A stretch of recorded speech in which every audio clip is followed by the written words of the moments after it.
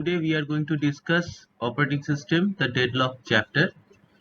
Uh, so, well, in concurrency, what we have seen that uh, in concurrent execution of processes, as similar to the concurrent execution of transactions in DBMS, we have some resources that are to be that several processes want to access and modify at the same time, and that may lead to some problem.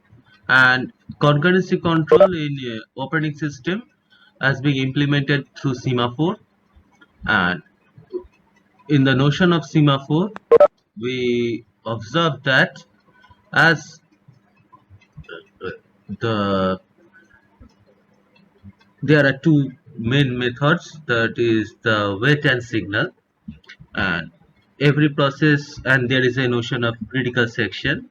So processes access the resource in its critical section, and before entering the critical section it waits for the grant of the wait for the resource, and it decrements the semaphore and enters the critical section and does the operation, and while exiting it signals that it has done with the resource by incrementing the semaphore. And we have two kind of semaphore: binary semaphore and counting semaphore for multiple resources of same kind.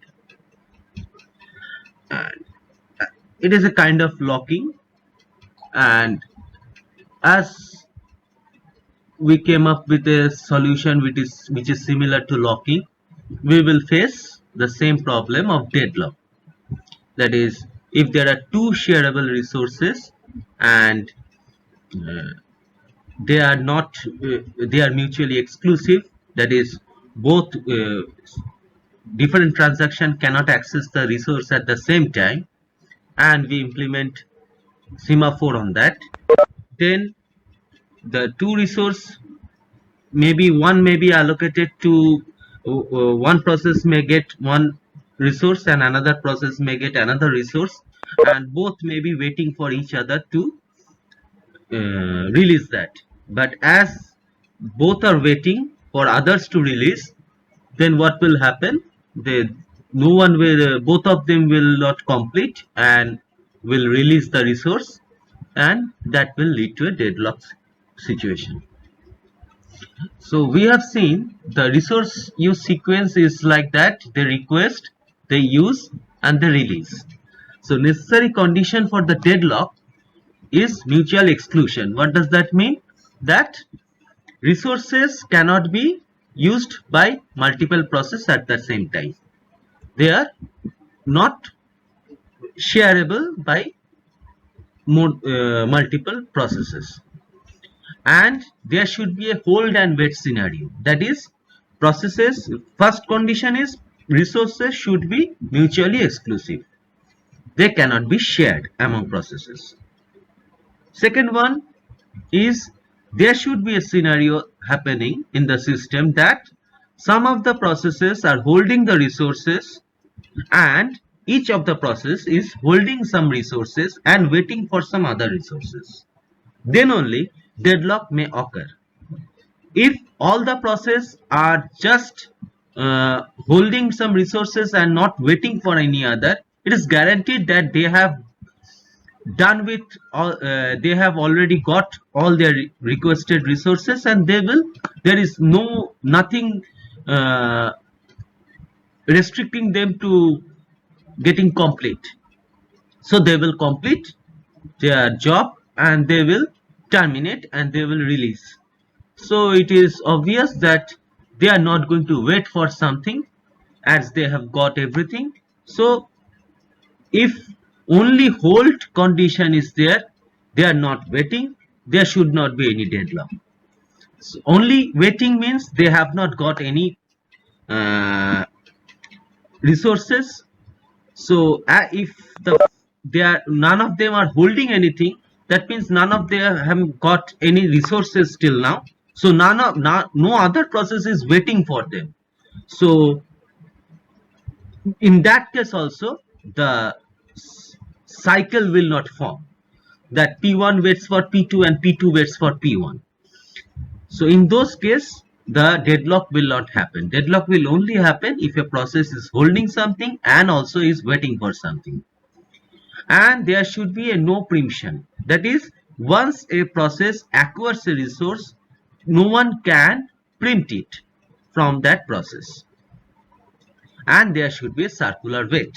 Only hold and wait. P1 waits for P1 got a resource, got a printer, requested for printer and got a printer and want a scanner. Okay, hold and wait. And P2 is there who got is waiting for the scanner and already got the who is got the scanner and waiting for the hard disk. So there is no circle in that. So circle is the hard disk is not given to anyone. So P2 will get the hard disk, and when it gets the hard disk, it will do its job and will release. So even though hold and wait condition is there, that is P1 is what I'm saying is P1, the process is have already got the printer and it is requesting when this is a resource and this is a process. So when a edge like this, that means allocation. And I can make use of color. A edge like this, a process to a resource, that means a request, and P1 is requesting a scanner. So that means there is a hold, this is hold and this is wait. Okay, hold and wait done. And scanner in turn is given to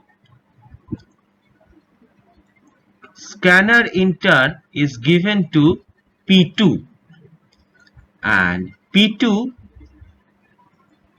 has got the hard disk. These are the resources. So even though there is hold and wait,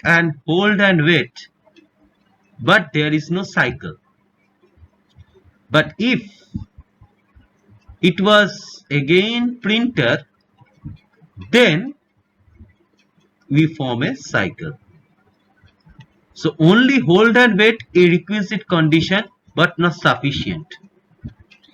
So none of the condition is sufficient condition. All of them together is sufficient condition for a deadlock. So now we can just what I have already draw is called a resource allocation graph that is used for prevention and detection.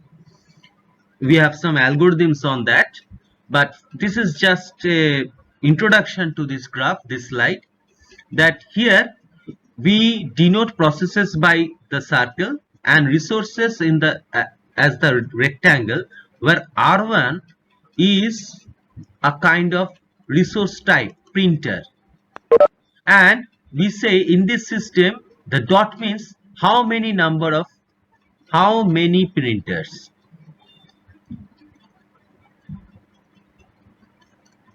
So there is only one printer in the system, and you see there are R2, that is maybe a scanner, and there are two scanners attached to the system. So R1 or R2 are actually resource types.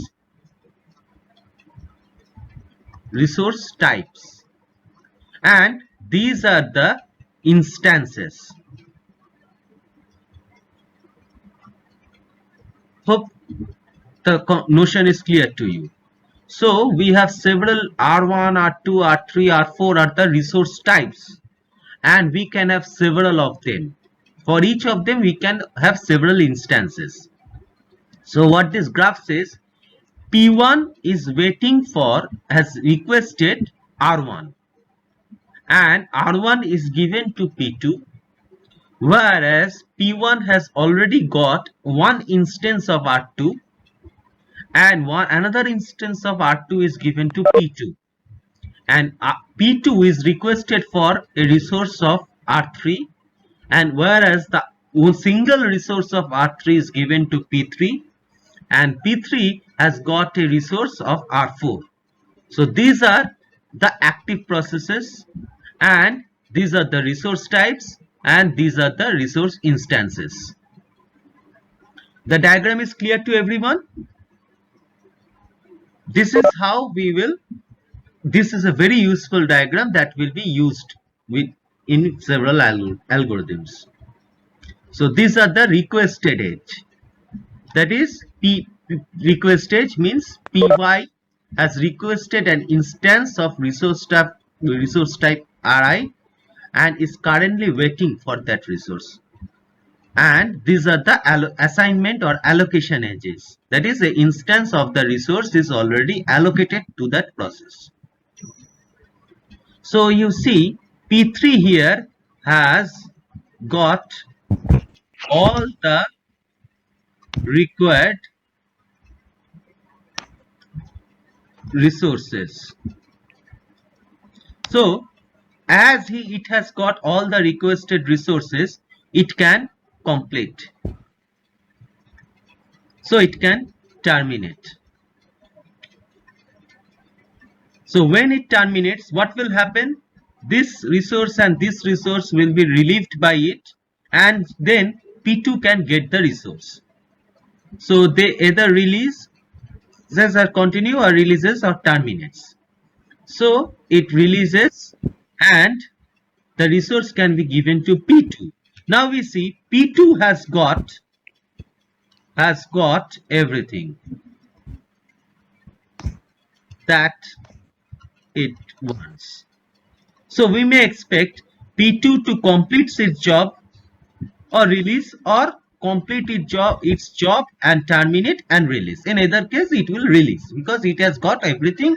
So we can expect it to complete. So here in that scenario, what we have seen, when P2 terminates, P1 can get R1. So there is no deadlock in this. So here we see another graph where it says P1 is requesting for R1, R1 is given to P2, one instance of R2 is given to P1, and another instance is given to P2. P2 in turn is requesting for R3, and R3 was, it's a single instance of R3 is given to P3, and P3 is also requesting a resource of R2, where you see R2 is now, although it has two instances, both are given. Now we see, can you find a single process here among P1, P2 and P3 which has got all it wants? Is there any process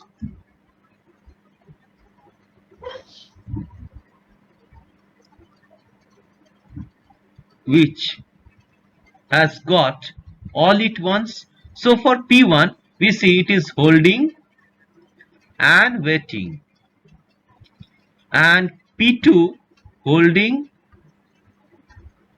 also holding and waiting. For P3 also it is holding and waiting. So hold and wait. Now we have to find that is there any circular wait in that. We see this one is a circle because we are having a directed graph. So we have a circle out here. Starting from P1 we came back to P1, that is we have a circular wait. And we assume processes are mutually exclusive. and there is no preemption. So all the four conditions of deadlock are met. So there is a deadlock out here. And another circle, if you look close, is there. So we are having actually two cycles in that. So the system is in deadlock. The whole scenario will change, would have changed as the earlier side, where P2 has requested for R2 instead of R4 instead of R2. But as it has requested for R2, the scenario entirely changed from a non-deadlock scenario to a deadlock scenario. So we have two cycles in this. So we can have cycles but no deadlock. Here you see that P1 is requesting for R1, R1 is already given to P3, and another instance of R1 is given to P2, and P2 is requesting for R2, and R2 is given to another instance is given to P1, and another instance of R2 is given to P4. Now here we see that is there any instance free?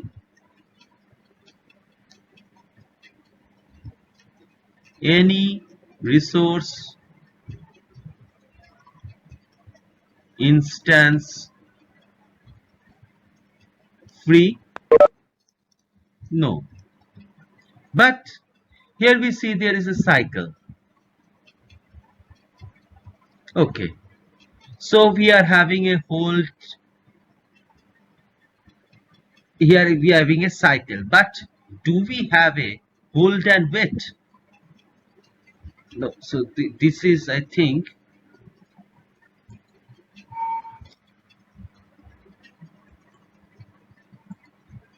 one mistake is there. According to the coloring, there is a mistake. So this should be red. This should be red. Resource is given. So there is a hold and wait scenario. So this is holding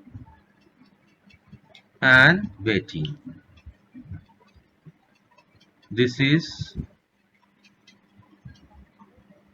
holding and waiting.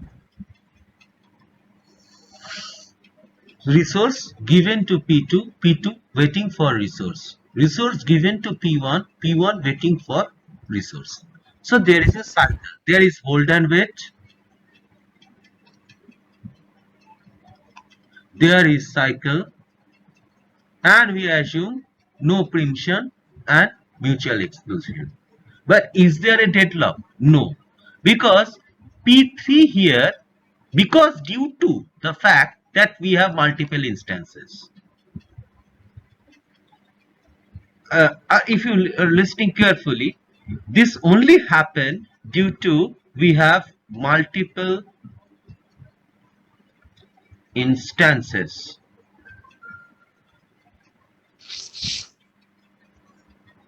Of resource types. Now here you see P3 is not waiting for anything. So P3 can complete. So when it completes, what will happen?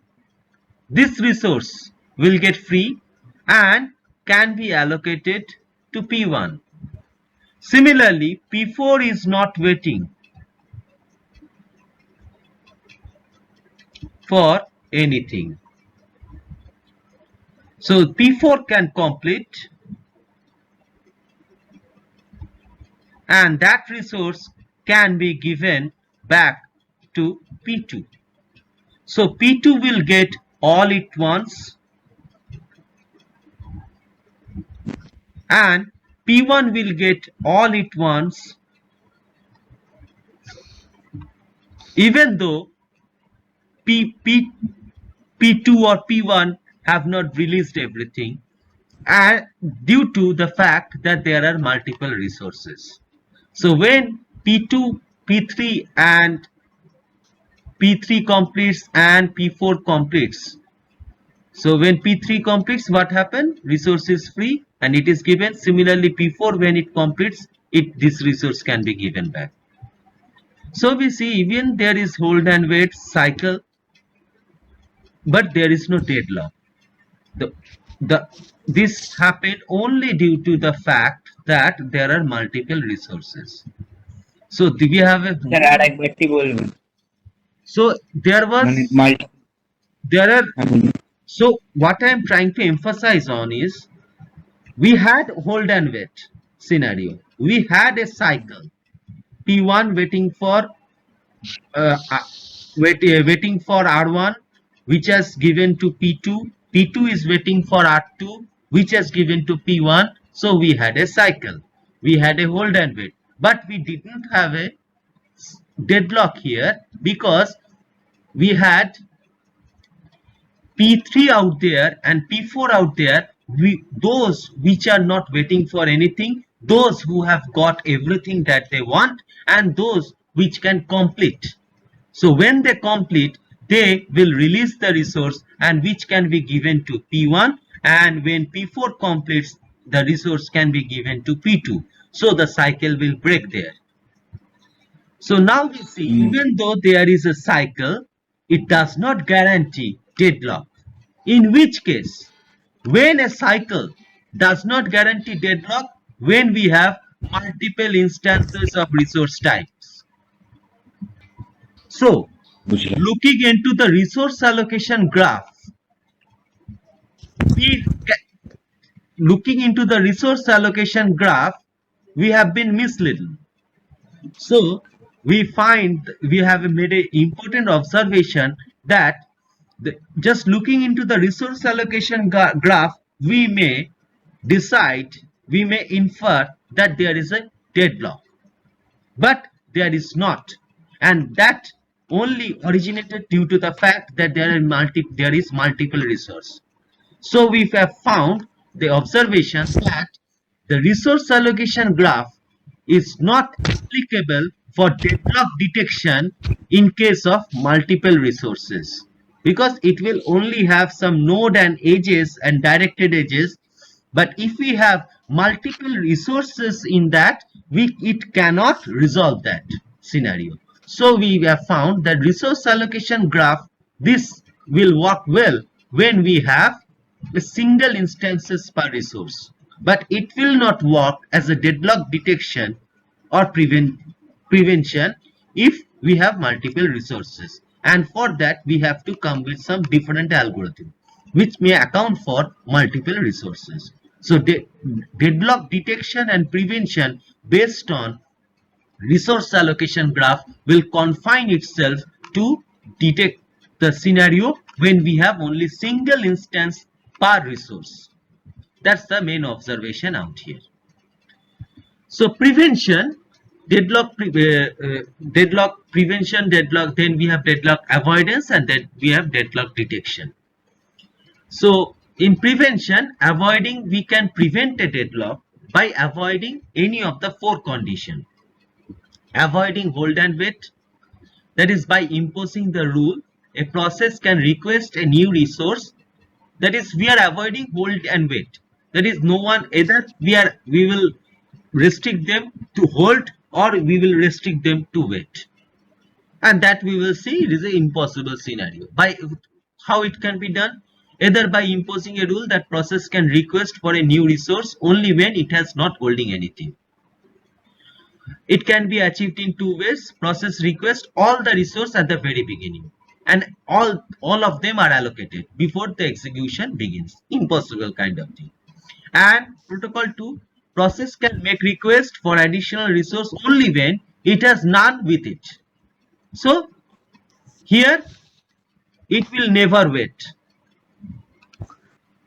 In this scenario, it will never wait because it will got everything at the start, and here it will never hold because when it is waiting, it should release all. So that's whether I remove holding or I remove waiting. So in this, it is never waits, and here it waits but never holds. So when it waits, it is not holding anything. Here, it holds everything, does not wait for anything. So both of the scenario are not possible. Avoiding mutual exclusion, that is also absurd. Some resources are intrinsically non-shareable. Avoiding no preemption, that means we can preempting resources from the process. So we can have an algorithm that whenever a process is requesting for some additional resource, while requesting resource cannot be immediately allocated, the process is forcefully suspended. It can be restarted only when it regains the previously allocated resource and also the newly requested one, and this may lead to starvation. Or algorithm 2 can be when a process requests for an additional resource which cannot be immediately granted, then the resource is preempted from another process which is waiting for another resource, and the preempted resource is allocated to the process, to the current process. Therefore waiting process may lose its resources because other may are preempting and taking its resources. So the waiting process can be restarted only when it recovers all the previous resources. So this is also not very possible algorithm, and it is applicable for only the resources whose states can be saved, like CPU memory, not for printer or scanner. Suppose you are printing something with Word and the Acrobat just printed something else in the Word, it is not possible for this kind of resource. So the last condition is avoiding circular wait. So in that we have to impose a total ordering of the resource type, and each process to request resources in that particular order. Quite an impossible kind of demand. So we have seen that deadlock prevention algorithms prevent deadlock by restraining how the resource request can be made by the processes. By restraining ensures that at least one of the four necessary conditions are not don't hold. Hence prevents the occurrence of a deadlock that lead to low resource utilization and starvation, and reduce system throughput. So we have seen actually we have to run the process sequentially or simply turn off the system. And second one is the avoidance. So we don't prevent, we avoid the deadlock whenever possible. And later on we will see that even if now it seems quite promising, it is also not implementable in real scenario. So that's due to this first demand that every process needs to declare the maximum number of resources. Someone is making many sounds. Please stop. Mute yourself. The maximum it requires each process to declare the maximum number of resources of each type that the process may request. And that's the demand that makes this avoidance impossible. That is, we want every process to say whatever you can request, declare it. And we know in real system it is not possible for a word to say whether my user is going to print or whether my user is going to scan. So your web browser cannot predict whether you will try while using the Chrome you are going to try for a printing or a document or not. So for a process it is absurd to declare that what the resources it can have. So at most it can ask for every resource that the system has. So none of the process will execute. But we'll still discuss the algorithm. So deadlock avoidance algorithm examines the resource allocation state, that is resources that are available, resources that are allocated, resources that the process can demand at most, in future possible request on every resource request. So the algorithm is invoked whenever a process request made a request for a resource, the algorithm is invoked. What it does, it examines the resource allocation state, that is available resources, allocated resources and maximum resource demands for every process, and to ensure that a circular wait condition will never exist. The system will never enter a deadlock state in future. That is, the system will always remain in a safe state. Initially, we assume the system is in a safe state. What is a safe state? That we need to understand. Safe state is a state where the process resource allocation scenario is safe. That is, if the system can allocate resources to each process up to its maximum demand in some specific order, still avoid a deadlock. That is a safe state. The definition of safe state is, we have some resources and we have some processes, and a process makes a demand, and we assume that we met the demand. Now the scenario changes. The number of available resources change, maximum demand of that process change, the allocation of that process change, allocation of other process does not change, maximum demand of other process does not change, total availability of resources change. In that pseudo scenario, we examine that is there any process, like our example in P3 or P4, that it has got everything, or with the available resources that I have, can I satisfy a single transaction, single process after meeting the request with the left out resources? Can I fulfill a single transaction, single process with its maximum demand, so that I'm sure that it will terminate? If so, I make it the first transaction I will satisfy. Then what will happen? It will release its resources. With the currently available and the resources it will release, now I will find another transaction that I can satisfy. So if I find another one that I can satisfy, I will assume it has got all its resources and it will terminate. Then I virtually recollect all its resources.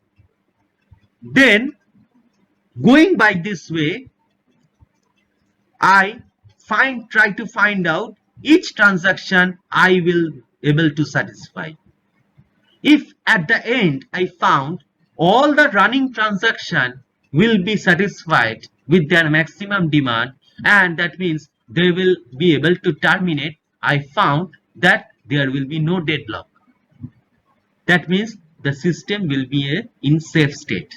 And that order, I maybe have 12 transactions. The first transaction that I have identified can be satisfied was process number 11. The second process which I can satisfy may be the process number 4. So it does not go by the process IDs. So first was 11. The process request, the resource request may be made by P3.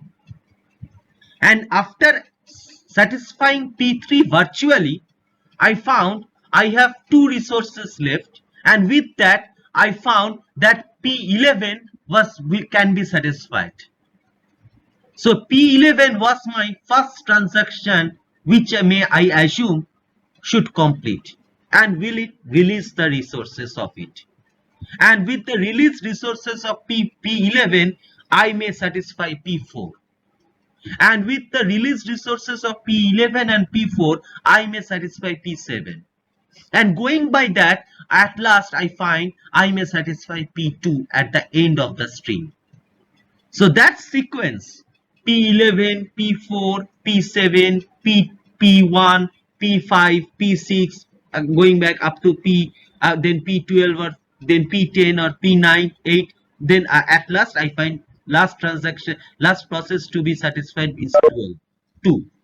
So that is the sequence, and that is the specific order here what we mentioned. So some specific order we can satisfy all the transaction and all ends. Then we say we will be in the safe state after the request is met. So we will find at least one safe sequence. There can be multiple, but we will find at least one safe sequence. Why multiple? If with the resources I have, I may satisfy more than, maybe I may satisfy P7 and P4 also. So from at that point, there are two sequences that are possible. So if I find at least one of them, I may say I am in a safe sequence, safe state. I found a safe sequence and I am in a safe state. So if there exists at least one sequence of processes for the current allocation state, after allocating the resources to the requesting process for the current resource request, where each p at I in the sequence, the resource p at I can still request can be satisfied by the currently available resources and the resources currently held by p at j, where j is less than I. Means if I am talking about this process, so at this point maybe I have 3 resources and it will complete and give me 2, and it will complete and give me 1. So at this point I will have total 6 resources left with me, and with that I may satisfy its demand was 5. Maybe it got 2 and requested more 5.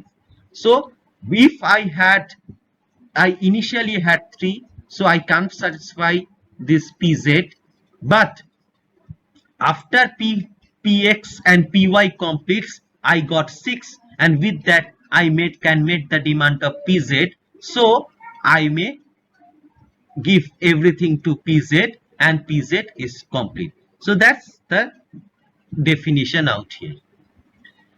So if the state is determined to be safe, then if the resources requested by p at I are available, then they are allocated to p, the process, and are not if not immediately available, then pi is allowed to wait until the transaction before that is before that in the safe sequence finishes. So when the transaction before that will finish, it will release the resources, and p at I will obtain the resource. So I have already explained these steps.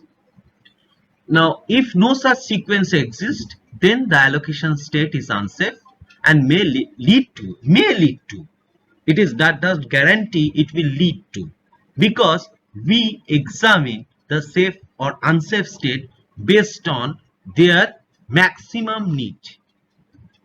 We assume the process will demand their maximum need, and every process will request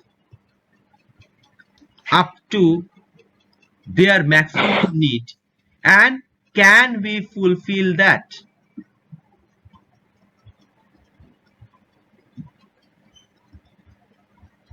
With the resources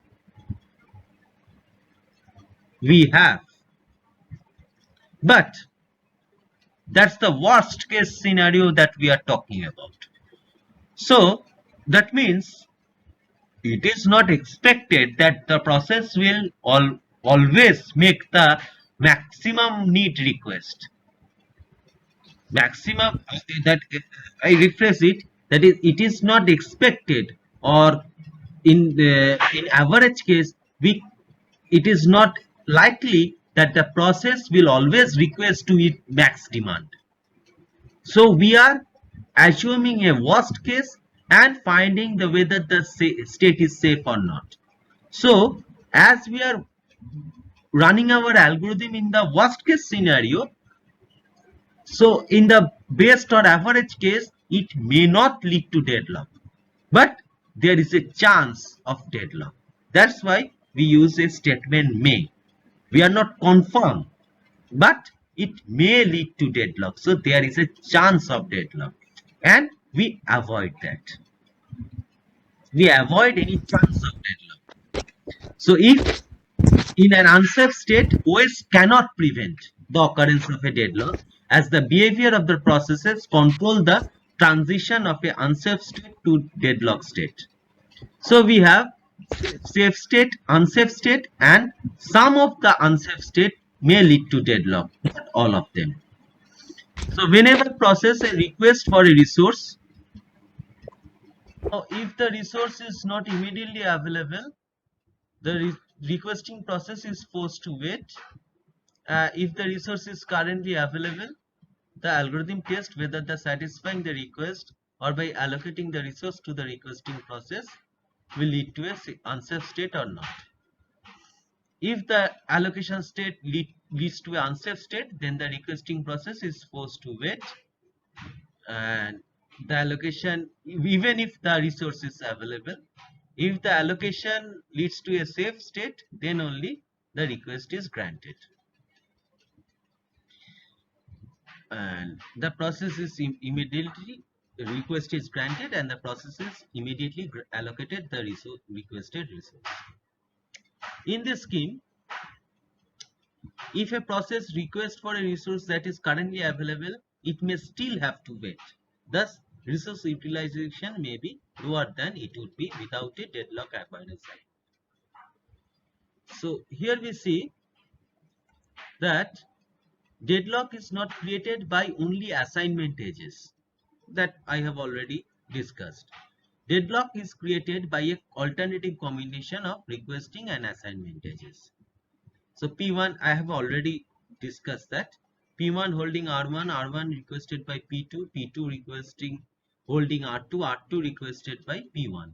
So then it is a circle, we can say. In general, there will be n processes which will be there in the sequence. But we can't restrict processes to make request for a resource, as request of a resource by the process is either depends on the program's code or depends on the user wish, and OS can't change that, neither the code neither the wish.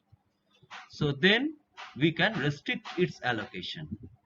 That's the, even if the resource is available. Safe state, here we see the concept of safe state. Now what we have here, P3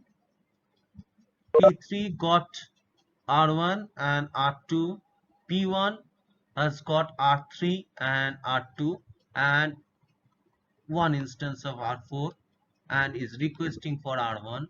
P2 has got R3 and R1 and also is requesting for R2. And this is a new one, that is the claim age.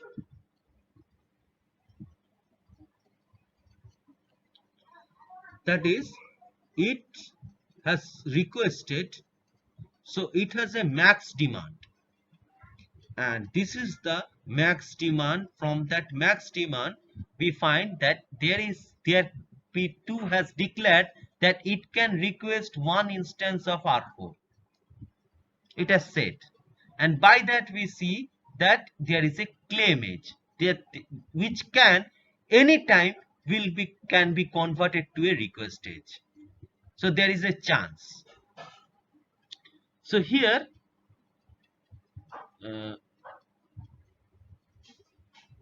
if P2 request one of R4, then what will happen? This claim will become a request age.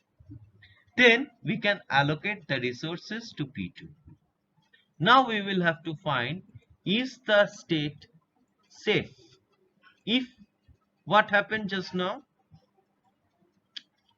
What happened is there was a claim and the claim came to true.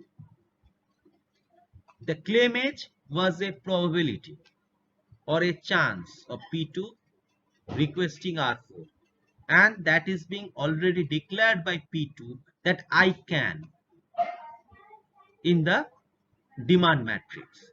It has already declared that I can demand a resource of R4, and that became true when it actually requested. So when it requested, the claim became a demand. So it actually requested for R4. As R4 is now available, we may allocate that, and actually in deadlock avoidance algorithm, we pseudo allocate that. That is, we are not actually allocating, only we maintain some data structure, and in those data structure we reflect the change, not actually we allocate. So we can decrement the resource type or something, the number of instances in that resource type, and we may enter a pseudo state where we see R4 is being allocated to P2. Now we have to find whether the state after, if it is allocated, is safe or not. So we see P3 has got everything, so it will release. Then what will happen if it releases? Then P1 can get R1, and then we will see. So first one was P3. So safe sequence first was P3.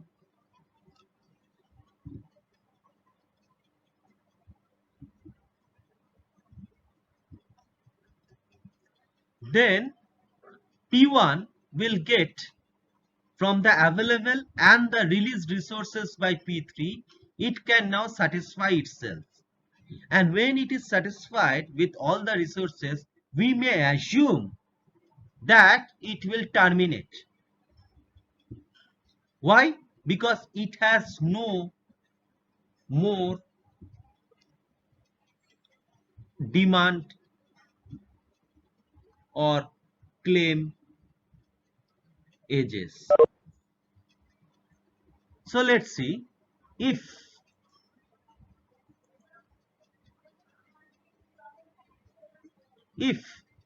it has a claim edge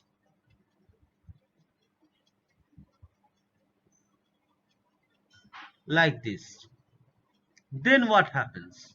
Then as this is free, we will assume it will make a request, and we can allocate that resource also. Okay, it had a claim and it can request. We assume that it has requested, and we assume that it is given. So in that scenario, it has got everything it wants. Got everything it wants. So it may complete. We assume that it got everything and it is clear to terminate. That is, we find that it got everything and we assume that it is now free to complete its job and terminate. So with the release resources of P1, so in safe sequence now we have P1 to next complete. Now P2 can get all its requested resources and obviously it will complete. So we have a safe sequence by which,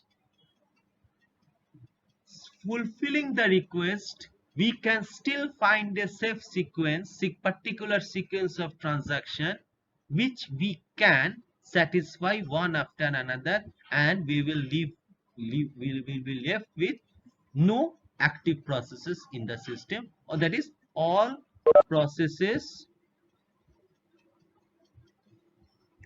can be satisfied or fulfilled by their demands of resources. So we find we have a safe sequence, and as we have a safe sequence, we are in a safe state. So this will not cause infinite waiting or deadlock. So safe sequence is P3, P1 and P2. So P2 will be allocated the requested resources. Now we see another problem where we have this scenario. R1 is allocated to P3 and P1 is have a claim of R1, only one claim, and R3 is given to P2 while P2 is requesting for R1 and P1 has a request for R3, and P2 and P3 all have a claim of R2 and R4.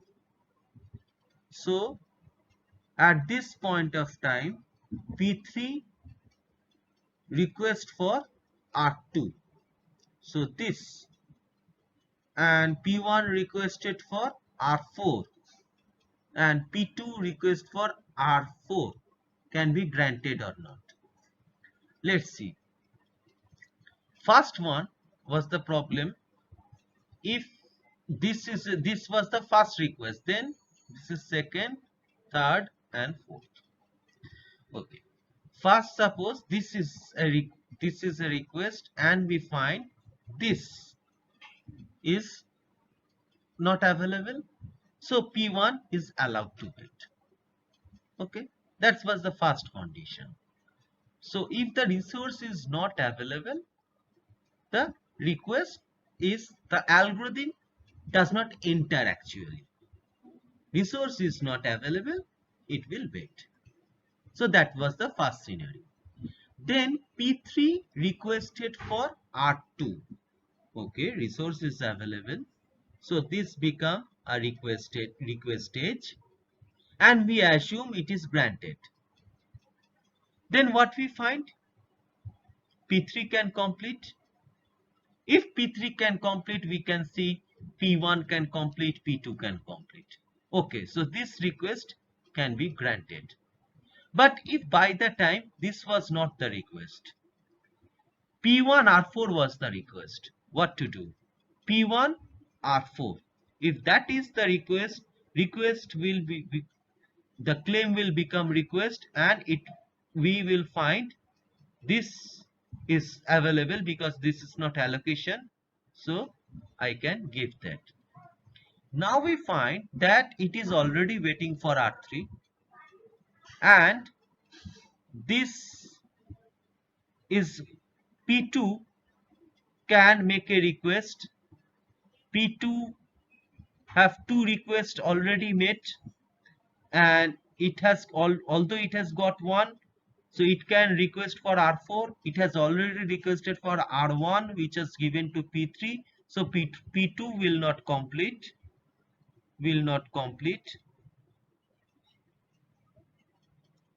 P1 given this resource, still R3 is not given to it, R1 is not given to it, R2 not given to it, P1 will not complete, and of course P3 will not complete.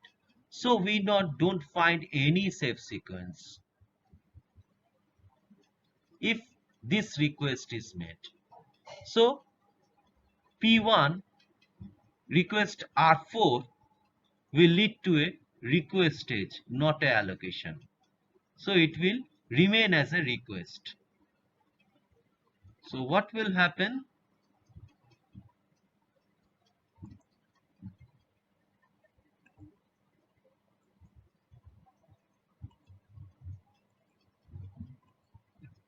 When P1 makes this request, this will not be granted. Instead, like this and like that, this will remain as a request stage. So P1 will be forced to wait even if R4 is available. Here P2 is also waiting, but as R1 is not available, P1 here for this scenario is waiting for R3 as it is not available. But in this scenario, P1 will force to wait even if R4 is available, because giving R4 may lead to deadlock, as we do not find any safe sequence. So we will not grant this. P2 requesting R4. If P2 this request is made and we grant that, what will happen? Even if we grant that, it will not get all its resources. It is still waiting for that. And as it is given, P1 will not got R4. So we will not again find any safe sequence. So that request can also not be made, even if R4 is available. So here we see, if we grant this, so there is another example, there will be a deadlock. None of the process can commit. We will not find a safe sequence that lead to a unsafe state. So P1 will force to wait.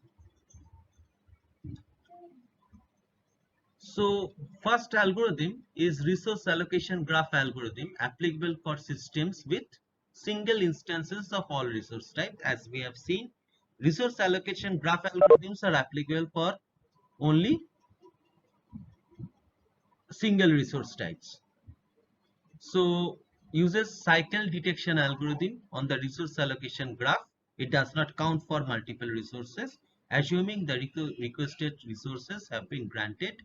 So it is the same kind of algorithm that we have already solved. So this is a simple one, and P2 now request for R2.